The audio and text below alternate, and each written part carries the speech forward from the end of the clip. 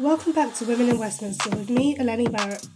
Today I'm speaking with Sharon Hodgson MP, who represents Washington and Gateshead South. Sharon has been a passionate advocate in Parliament, especially in areas like child nutrition, health and education, where she's worked to improve school meals and champion fair access to services. Known for her dedication to social justice and community welfare, Sharon brings a wealth of experience and insight to her work.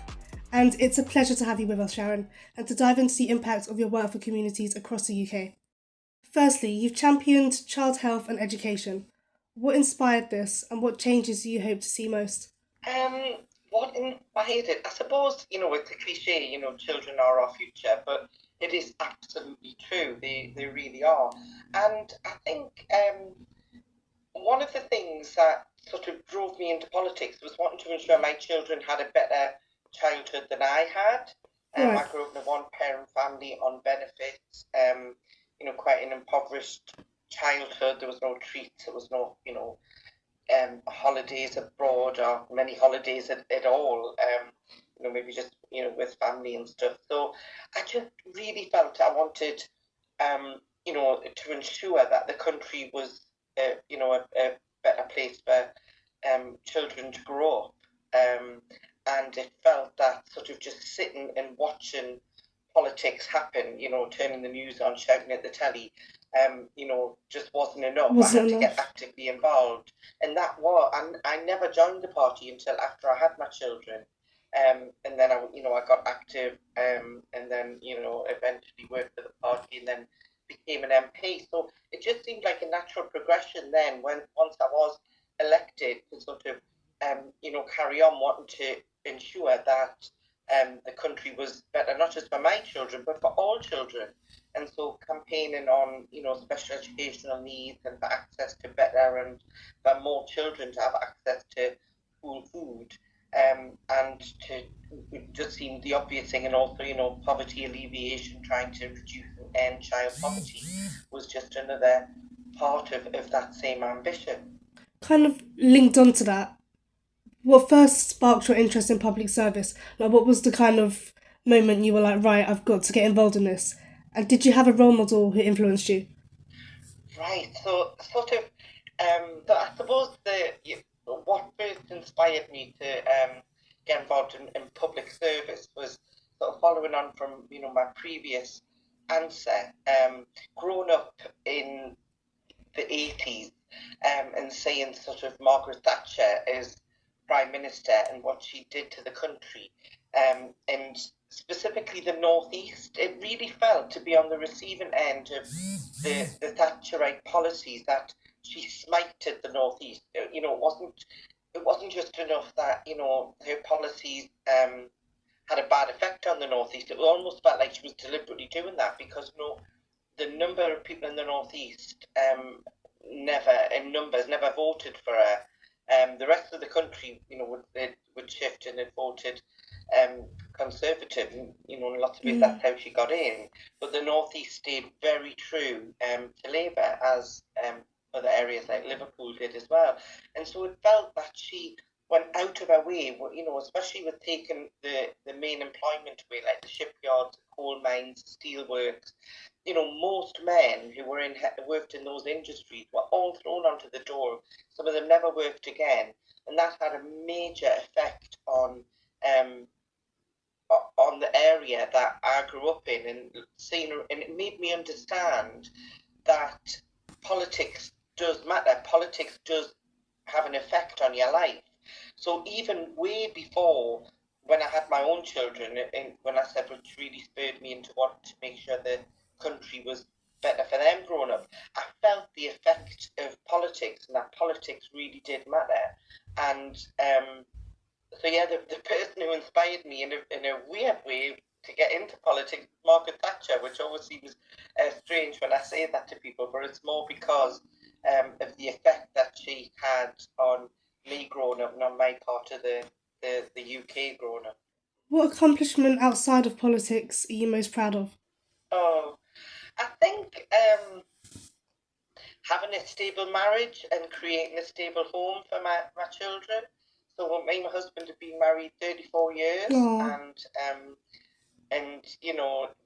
still going strong, and my children are 28 and 30, so they had the benefit of growing up in a stable, secure home. And obviously because we both worked hard, and I worked hard and become an MP, they had they definitely weren't impoverished, so they had so many things and experiences that I could only dream about. And I know, it's not all about, what money can buy. It's about being there for your kids and creating that stability, which is what, I hope me and my husband did by staying together for 34 years. My mum and dad were only married 7 years. And then I never saw him again when he ran off with, another woman, as to say. And so we had a very impoverished childhood, and my mum, did her best. But as I say, at the time, it was a very different environment. There was no support for my mum to be able to go out to work, because there was no support with childcare back then. So I think my proudest achievement is creating a stable, loving home and having 2 amazing, beautiful kids. That is an amazing achievement. Like, a lot of the time when I ask people, like, not just on this podcast, just like in general, what their sort of biggest achievement outside of their career is, they kind of say something like, oh, like, I can play an instrument. Whereas I think that is a solid achievement, what you've just said, like being able to build a stable home, and like you found like a good person for you to like go through life with. Yeah. So how do you keep... And support me? He supported me all through this crazy, political journey that I've been on. And sometimes I think not many men would be sort of willing to do that, because I wasn't into politics when we met or when we got married.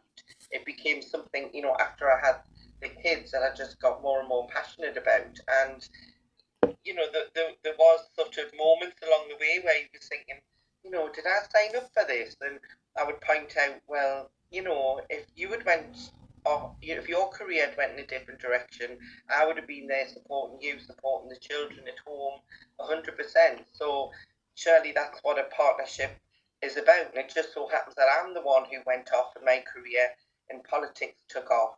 And so he did have to stay home with the children whilst I was, down in London, and there was still little. So, but yeah, so I've got to give huge credit to him. It's not, it takes 2 to make a good marriage. Well, as you just said, you said he'd have to stay at home while you you'd be in London. So obviously it's quite an interesting work-life balance being a member of Parliament.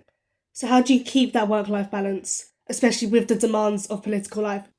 I think one of the things, and I've said this to new MPs, is to try, I think now they call it mindfulness sort of stuff, but it would just be present in whatever part of your life you're in at that time. So, for instance, if I was down in London, I wouldn't be calling home every 5 minutes to say how the kids were, or to try and micromanage.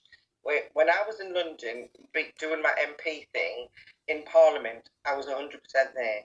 If I'm in a meeting, I'm 100% there. And likewise, when I'm at home, I would want to be 100% there. So I would try and, when I was home, I mean, the kids would always say, oh, you always had your phone in your hand, you're always doing emails. And this is, to a certain extent, even on holiday, even now still, but when they were little, I would still be doing emails lying on a sunbed on my phone and stuff like that. But at the same time, I was, I wouldn't be taking calls, or, if I was home, I was home, and I would concentrate on that and plan great days out and great holidays and stuff like that. And equally, when I'd be at work, I'd be at work. So I've always tried to balance it that way. And also, one of the things, when I first became an MP, the kids were still, I think they were 9 and 11. So they'd always been, whilst I'd been working either for the Labour Party or for Unison, the trade union, they'd always have to go to after-school clubs, and they'd always have to go to holiday clubs, because, we would take a couple of weeks off in the summer, but the other 4 weeks would be in a holiday club. And the same with Easter and half terms and stuff like that. I remember when I became an MP saying to them, you'll never have to go to another holiday club. And obviously, I think after school club might have continued a bit until my daughter was left primary school, but my husband was able to he took over and he was able to be there and be there for when, she got home from primary school and stuff. But obviously then when they went to secondary school, she should be sort of coming home on her own. But the one commitment I made was that you never ever have to go to another holiday club, because as an MP, you get recess, which tends to mirror the school holidays. And so it's not that I would be on holiday, but I'd usually be in the constituency with the kids, doing stuff in the constituency, and they could come into the office with me. They could, I could sort of plan my days and commitments around them in that way. And so I often say to, women who might be considering going into politics, and they'll say, oh, but how in the world do you manage it? And I'll say, in some ways, there's so many things I've missed, like school plays. If I'm down in London on a Wednesday and they had a school play, I couldn't be there. They had a parent-teacher conference on the Tuesday night, I couldn't be there, but my husband could. So there's lots of things like that I missed, and that's hard. But there's other things where the flexibility you have as an MP, especially during recesses, to go, plan your day and your work around your family.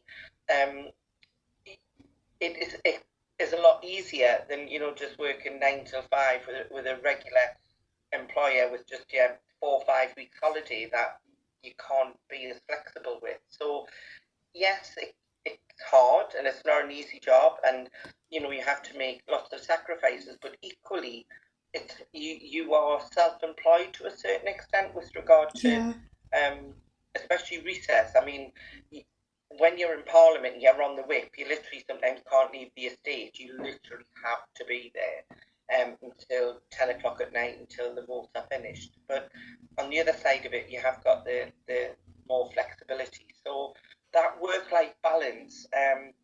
Also, I've never worked as hard in any other job, never worked as many hours, but you've got that, again, that flexibility. You can do it when the kids have gone to bed. You can write that speech then, you can, sign all your letters, do all your casework. You're not fixed to a certain time that you've got to do that. So I think that, women wanting to have children or with children, or men equally, men play a bigger part in their children's lives now. I think it really is something you can get a good work-life balance, but it's in your hands. Listeners, join us for part 2 to hear about how Sharon's constituency has changed over time.